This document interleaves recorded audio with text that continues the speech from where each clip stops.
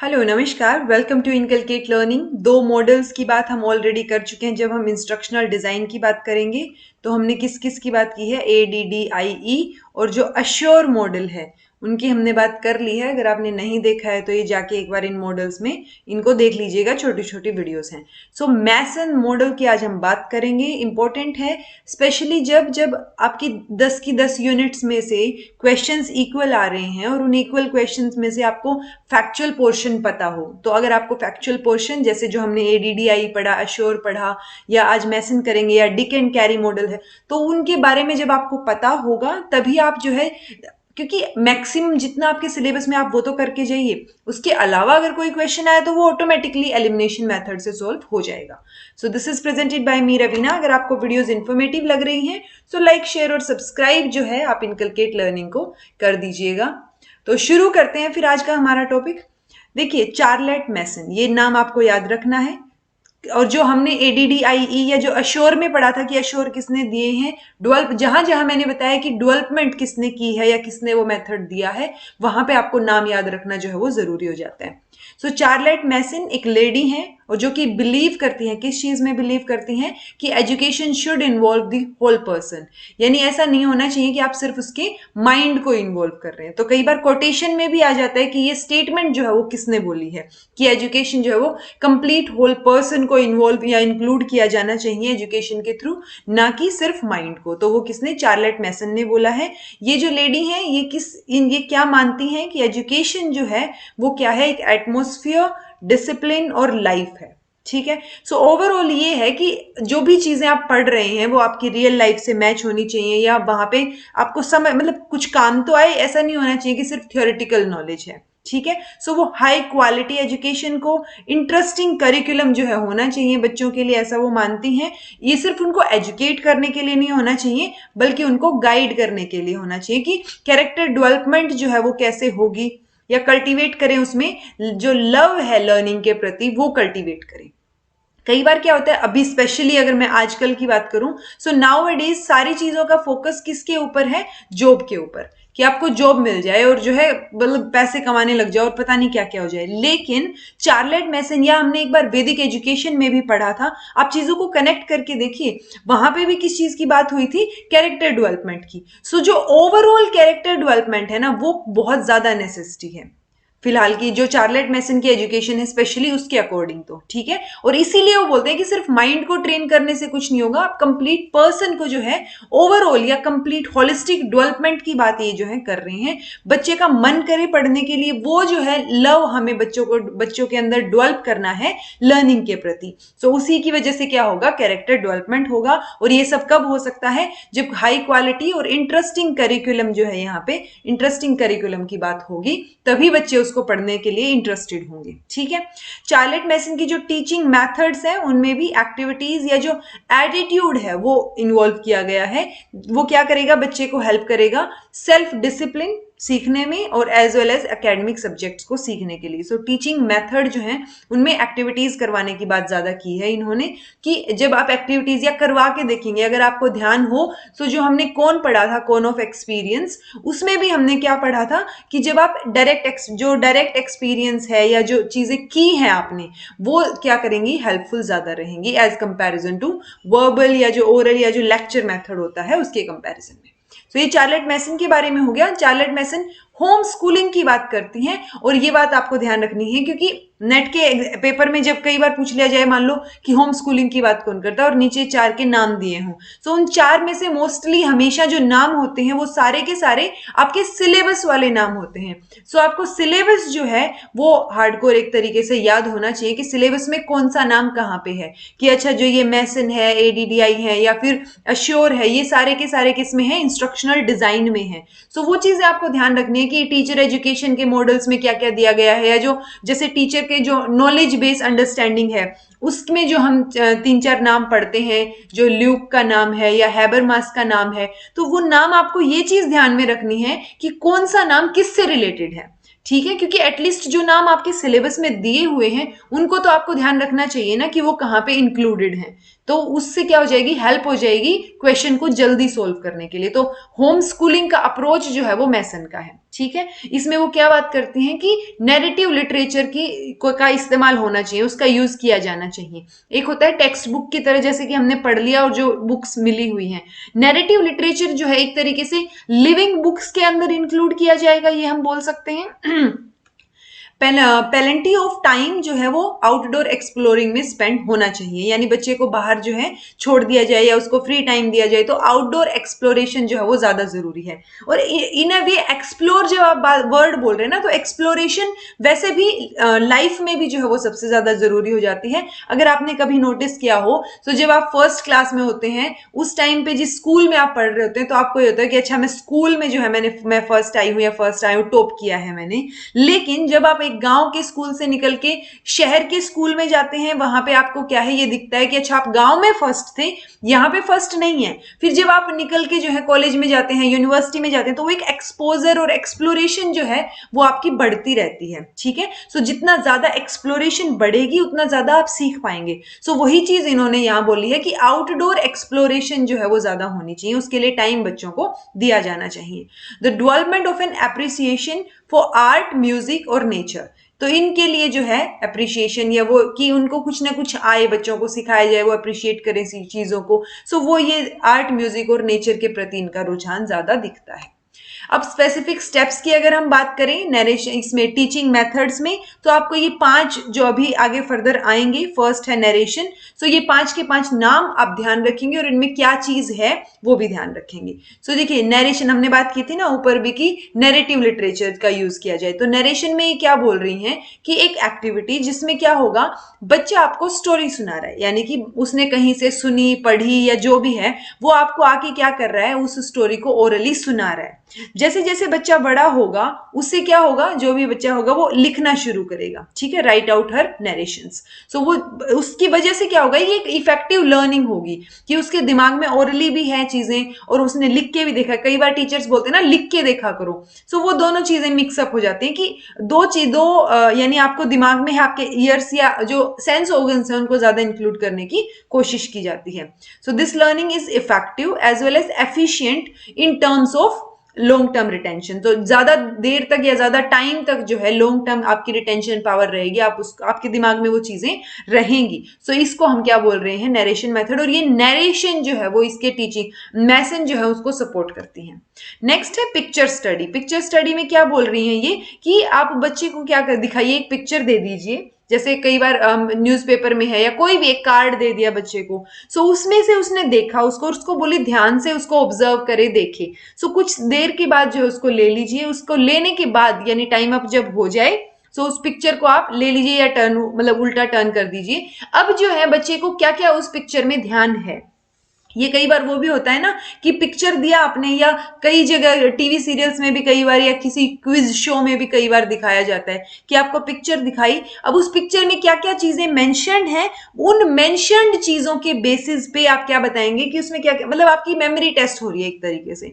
सो इसको ये क्या बोल रही है, पिक्चर स्टडी बोल रही है, जिसमें आप मेमोरी टेस्ट कर रहे हैं बच्चे की कि उसको ऑन द स्पॉट आपने कोई चीज दी, उसने देखा और देखने के बाद उसको कितनी चीजें याद हैं। सो ये क्या हो गया, पिक्चर स्टडी। फिर आता है नेचर स्टडी। सो नेचर यानी कि आसपास की चीजें, या जो जैसे हम जो लिविंग साइंस या लिविंग बींग्स वो चीजें बोल देते हैं। सो जो लिविंग साइंस की स्टडी है उसके ऊपर फोकस करने की बात की, with a focus of observation of things seen in nature walk. So जब आप मान लीजिए पार्क लेके जा रहे हैं बच्चे को, सो उसमें वो चीजें क्या क्या ऑब्जर्व कर रहा है, देख रहा है, या उसको आप सिखा रहे हैं, या आपको उसको जो है पेड़ों के बारे में बताना है। सो एक तो आप उसको बता रहे हैं कि ऐसा ऐसा पेड़ होता है और जो है नीचे जो होती है वो घास होती है, ये सब चीजें बता रहे हैं। एक आप उसको क्या कर रहे हैं, पार्क में ले जा रहे हैं और वहां पे ले जाके उसको दिखा रहे हैं कि ये सब चीजें हैं, ठीक है। सो वो एक क्या है, आप एक्चुअल रियल लाइफ एक्सपीरियंस उसको करा रहे हैं। So this type of study is accessible to children, यानी कि ये यंग और ओल्ड दोनों के लिए काम में आएगी। It relates them with physical world while developing their powers of observation। तो बच्चा ऑब्जर्व भी तो करेगा ना आप आसपास की चीजें जब आप उसको पार्क ले जा रहे हैं, ठीक है। सो फिजिकल वर्ल्ड से भी रिलेट करते हैं उनको कि क्या क्या है एक्चुअल में जो आप पढ़ा रहे हैं। एक तो है आप थियोरी में बता रहे हैं सिर्फ, एक आप प्रैक्टिकल करवा रहे हैं, तो वो चीजें डिफरेंट हो जाती है ना। So developing their powers of observation and creating in them a lifelong appreciation for flora and fauna in world around themselves. So overall क्या है कि आप उसको नेचर वॉक पे लेके जाइए पार्क वार्क में, और वहां पे जो है उसको देख, वो ऑब्जर्व करेगा चीजों को, कौन से फूल पत्ती वो सारी चीजें उसको उसके ऑब्जर्वेशन में आएंगी, तो वहां से वो सीखने को उसको चीजें मिलेंगी. सो ये हो गया नेचर स्टडी. तो अभी तक हमने 3 चीजें पढ़ी हैं. एक है हमने नरेशन पढ़ा, नरेशन के बाद हमने पिक्चर स्टडी पढ़ी, और पिक्चर स्टडी के बाद ये हमारा थर्ड था नेचर स्टडी. सो ये 3 चीजें हो गई. फोर्थ है लिविंग बुक्स. अब ये लिविंग बुक्स क्यों बोल रही हैं, और ये क्वेश्चन भी काफी इंपॉर्टेंट हो जाता है क्योंकि पर्टिकुलरली लिविंग बुक्स की बात ये कर रही है. लिविंग बुक्स यानी कि एक तो होती हैं जो टेक्स्ट बुक्स हम यूज करते हैं, और जो टेक्स्ट बुक्स हम यूज करते हैं वो टेक्स्ट बुक क्या है कि बस आपने पढ़ लिया, जो ऑलरेडी लिखी हुई थी देख लिया, ठीक है. लेकिन ये लिविंग बुक्स क्या है, जो कि live written in an alive engaging way by author, जिसको सब्जेक्ट में एक्चुअल में पैशन है ना, वो जब किताब लिखते हैं ना तो उसको पता है कि कैसे जो है एंगेज रखना है बच्चे को, ठीक है, बहुत अच्छे से उसको समझ आए, बोर भी ना हो, इंटरेस्टिंग भी हो, और जो है कुछ ऐसे कैरेक्टर्स या जिनसे वो इंस्पायर हो एक तरीके से, ठीक है. सो वो चीजें लिखने की बात, वो वैसी बुक्स जो है वो उनको लिविंग बुक्स बोला है, पहली बात. और वो कौन लिख सकता है इनके अकॉर्डिंग, ये कह रहे हैं कि एक पैशनेट जो होगा सब्जेक्ट के प्रति वो अच्छे तरीके से बेटर उसको लिख पाएगा. This would be in contrast to text book. Text books जो हम बोल रहे हैं उससे एग्जैक्ट ऑपोजिट है. टेक्स्ट बुक्स क्या होती हैं, यूजुअली कमेटीज जो गवर्नमेंट जो स्टैंडर्ड सेट करती है उनके बेसिस पे जो कमेटी होती है वो बुक्स छाप देती है, जैसे एनसीईआरटी है. सो ये उस चीज को बोलने की बजाय ये बोल रही हैं, किसको सपोर्ट कर रही हैं, लिविंग बुक्स को, ठीक है जी. सो ये 4 हो गए. फिफ्थ है scheduled free time. Scheduled free time क्या है कि आप बच्चे को क्या कर रहे हैं, एक पर्टिकुलर टाइम जो है फ्री उसको दे रहे हैं, उसके इंटरेस्ट के लिए, उसकी जो है जो भी उसका मन कर रहा है पढ़ने का उसके लिए, या मान लीजिए गेम खेलना है उसको उसके लिए, तो आप उसको पर्टिकुलर टाइम दीजिए. इससे क्या होगा, उसकी हॉबी डेवलप होगी, ठीक है. तो जो हॉबीज या उसका जो मन करेगा या उसका जो इंटरेस्ट है किसी चीज में वो आपको अच्छे से पता चल पाएगा.